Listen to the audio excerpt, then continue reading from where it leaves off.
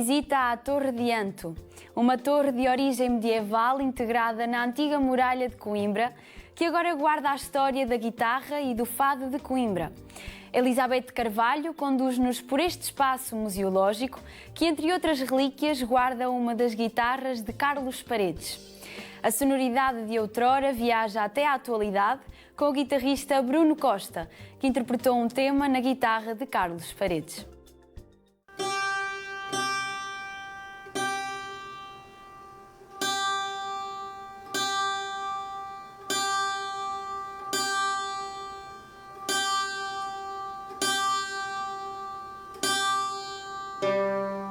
A Torre de Anto é uma antiga torre de vigília da muralha da cidade, que a partir do século XVI deixou de ter as suas funções e, portanto, passou a ser habitação, e teve um habitante muito particular, em 1888, António Nobre, quando a sua vinda para Coimbra, para aqui estudar, com a alcunha de Anto, daí que a torre seja conhecida como a Torre de Anto.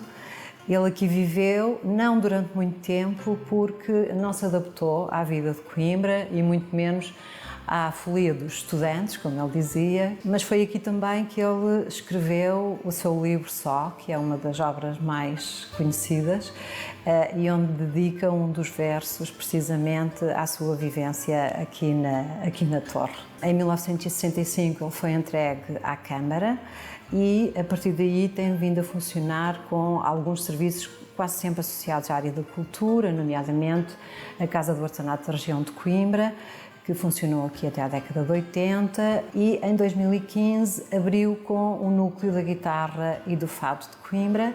Permite que um visitante menos interessado possa entrar, circular pelos 3 pisos e, a partir de uma visita relativamente rápida, conseguir interpretar e perceber a história do fado e da guitarra de Coimbra. Do mesmo modo, os visitantes mais interessados podem, a partir dos quiosques multimédia que estão distribuídos por vários pisos, conhecer melhor as biografias de todos os participantes nesta história, desde os compositores, os músicos, os instrumentistas, os violeiros. A arte de violeiro é de tradição antiga na cidade de Coimbra. No século XVIII, há registro de 16 oficinas, sendo que no século XIX seriam pelo menos 11. Raul Simões, considerado o último violeiro de Coimbra, teve oficina no bairro de Santana a partir dos inícios do século XX. O seu espólio foi transferido para o município de Coimbra em 1982. A viola toeira tem uma importância muito grande aqui, sobretudo na sonoridade. Há muita oficina a criar instrumentos e, portanto, a alteração do instrumento era relativamente fácil, no sentido de aperfeiçoar o instrumento para se chegar a determinado som.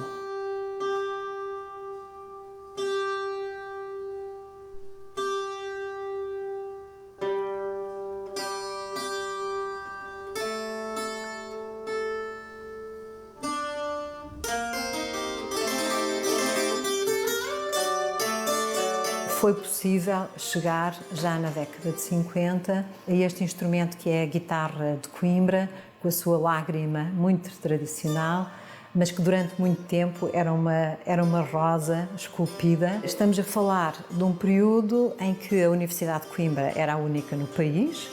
Todos os jovens vinham estudar para Coimbra, normalmente rapazes. Muitos ficavam durante todo o seu curso sem ir a casa. Nós imaginamos que um estudante que vem do Ribatejo traz as suas tradições para Coimbra, da sua forma de cantar, da sua forma de tocar. As origens do fado de Coimbra têm a ver muito com este processo de aculturação que aconteceu entre a comunidade e os estudantes. Ao nível do primeiro piso, nós contamos a origem do fado de Coimbra, como é que o fado de Coimbra surgiu. E é um período que termina cerca do início do século XX. No segundo piso são focados os 2 grandes momentos das chamadas épocas de ouro do fado de Coimbra, do fado e da guitarra, que andam em torno dos anos 20 e dos anos 50.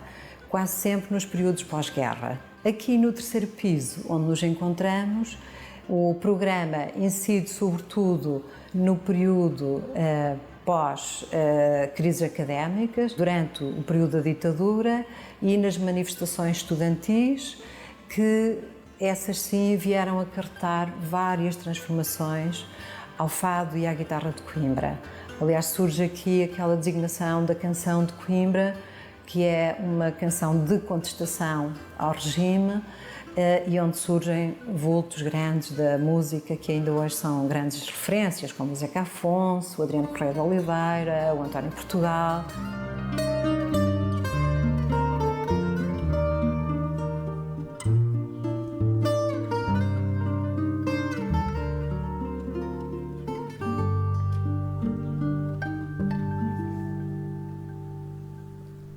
Este parte, aquele parte, e todos se vão. Galiza, ficas sem homens que possam cortar-te o pão. Dizem troca órfãos e órfãs, tens campos de solidão,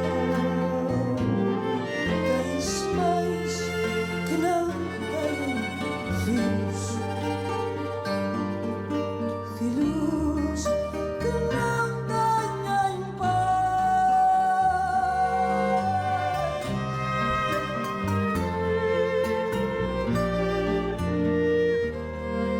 É possível percebermos aqui como é que o fado é visto hoje.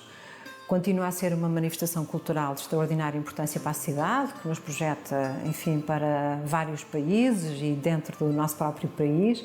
O fado de Coimbra só se podia cantar em contexto académico ou de rua. Para além disso, o fado, que era acompanhado só à guitarra e mais tarde também à viola, era impensável associá-lo a outro tipo de instrumentos, não é? E neste momento a guitarra é um instrumento que pode ser um instrumento solista, mas que também se pode cruzar com outros vários instrumentos, e nós temos vários exemplos disso, associado ao piano, como o cordis, ou associado a muitos outros grupos, como faz o a capella, em que cruza desde o baixo, a bateria, a guitarra.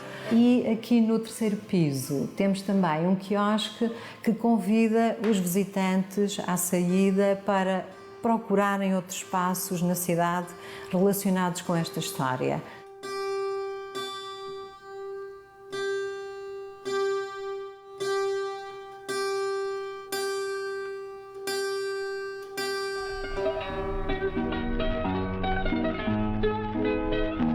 António Manano, Edmundo Betancourt e Artur Paredes são os nomes mais destacados do canto e da guitarra de Coimbra, nascidos nos últimos anos do século XIX e, porventura, os mais decisivos na sua evolução.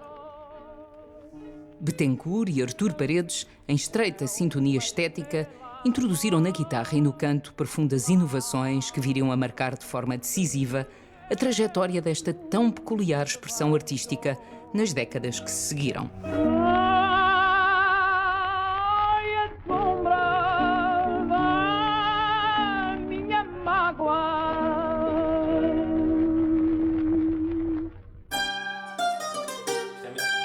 Aqui é que sai numa guitarra do Paredes.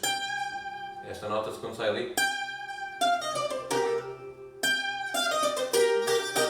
Uma das motivações para a instalação deste núcleo aqui foi precisamente a doação de 3 das guitarras de Carlos Paredes, que foram deixadas a Coimbra no seu testamento. Carlos Paredes não viveu muito tempo em Coimbra, eu era pequenino quando foi para Lisboa com a família, mas teve sempre uma ligação muito forte à cidade e a esta tradição do fado e da guitarra. Também por influência do seu pai, de Artur Paredes, e no seu testamento deixou 3 das suas guitarras. Ele deixou escrito também que gostaria que elas fossem mostradas ao público, mas também tocadas. E nós temos vindo a ter essa preocupação Enfim, não podemos dizer que estamos disponíveis ao público para que as possam tocar, porque na verdade elas são peças de museu, mas disponibilizamos-las, enfim, para músicos já mais experientes.